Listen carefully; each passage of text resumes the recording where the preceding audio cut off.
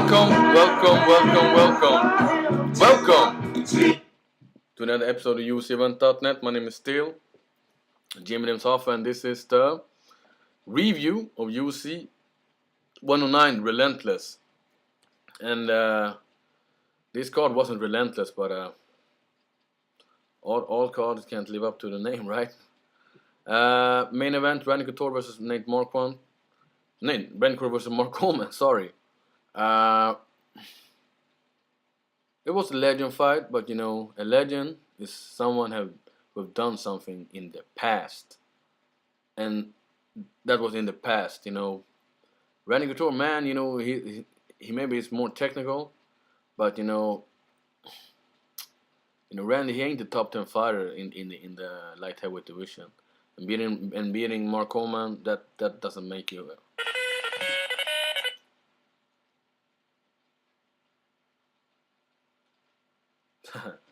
Yeah, it was an SMS. Mark Coleman.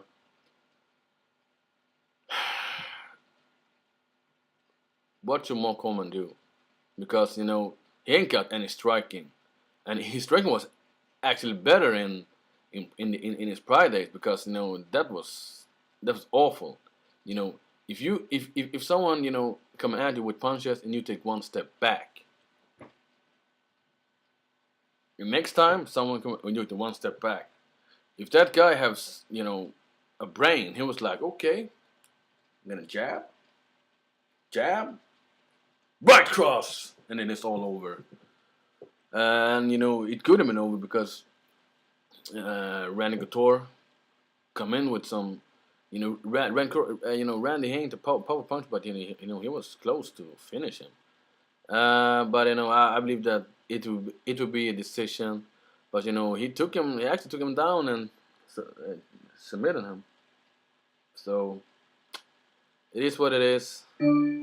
But I ain't so excited, and I just can't hide it because of that. Man, this fight was only a hype fight. Mark Coleman, he should fight Tito Ortiz, because I don't know what Tito Ortiz said to Mark Coleman. If someone know what Tito Ortiz said to Mark Coleman, or have a clip or something, let me know. Write it down here, okay? Please do it. I want to know. But Mark Coleman said, "Fuck you, Tito, you douchebag," or "fucking douchebag," or whatever they said. But they were entertaining, and I believe that Chuck Liddell got Tito Ortiz's number, so he will beat Tito Ortiz, and then can Tito Ortiz fight Mark Coleman. Or they should, just... Because Mark Coleman will never stop fighting, man. He will, I'm going to come back, and yeah, he will come back. And hey, I like Tito Ortiz. He was one of my favorite fighters back in the, for a couple of years ago. But it is what it is, man. I believe that Chuck Liddell got Tito Ortiz's number. Randy Couture, don't give Randy Couture a title shot, man. Lyoto Machida and Shogun, they are on another level. Don't give him a title shot after that. Please, let him fight someone, man. Someone top 10 fighter. Please. Joe Silva, please. I'm begging you, man. Nate Marquardt versus Chael Sonnen. And I was like... And Nate Marquardt was like... because he got everything to lose in that fight. Except of his virginity or something. Damn. Nate Marquardt is not one of my favorite fighters, because he's well rounded, but before he was boring, not wanting to finish fights, and I don't know. But then when he fought Martin Camp, and I was like, okay. He's small middleweight, but he finished that guy. And then when he fought Wilson Gouveia, and he was like doing some fancy stuff, round spinning back kicks and elbows, and really want to try to finish the fight. I was like, damn. I was like raising one eyebrow, like, You for real? Are you for real? Yeah, you're for real. But Chael Sonnen.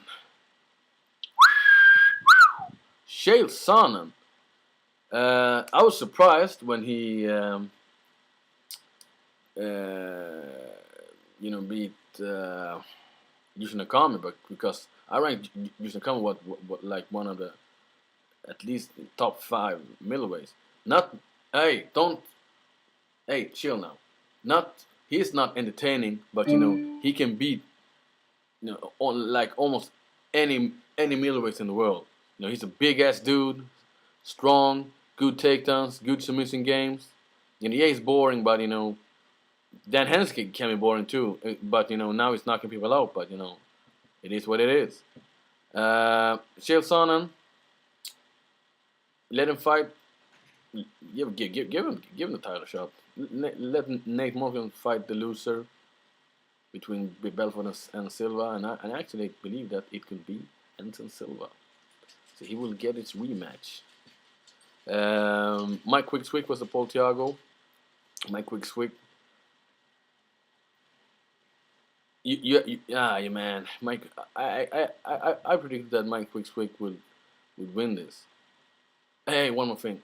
That fight with, I predicted that Nate Walker would win it for submission, triangle circle stuff like that. And Chael Sonnen, he had troubles with guys. They are good on his back. Paulo Filho, submitted him with the armbar, and I believe that Marcos would do it. And it was close. It was close. You saw that guillotine show. He was close to tap, but he didn't. We go to Chael Sonnen, man. He grinded it out, and that's smack talking. You backed up the smack talking. That's good. I like smack talking. Mike Quick switch, Paul Thiago. I predicted that Mike Quick would win it through decision. Use his striking, play it safe and take him down when he was in the heat of the night. But Paul Thiago, man, I like Paul Thiago. I was rooting for him, but Paul Thiago, man, you're for real. You're for real. And that Trupa d'Elite movie about that Poppy unit is still one of my favorite movies. You watch it. If you haven't seen it, watch it. You've seen Training Day, right? Denzel Washington plays Alonso. He's a dirty cop. But Paul Thiago, he would do like this to Alonso, pow! Because they could take out dirty cops too, not only drug dealers. Let Paul Thiago, the welterweight division is looking good, man. They got Paul Daly, Paulo Thiago, Mike Fitch is facing Alves, and GSP is facing the British guy. So yeah, it's looking good. Demi Maia versus Dan Miller. Who wants to see Demi Maia kickbox? Everybody who wants to see Demi Maia kickbox, raise your hands. No one. Exactly. Big up to Dan Miller that he would be able to get the guard. Use his butterfly guard. To keep Demi Maia off and stand up. Demi Maia, yeah, you gotta win. You gotta win. And you look better with your hands, but I don't want to see you kickbox.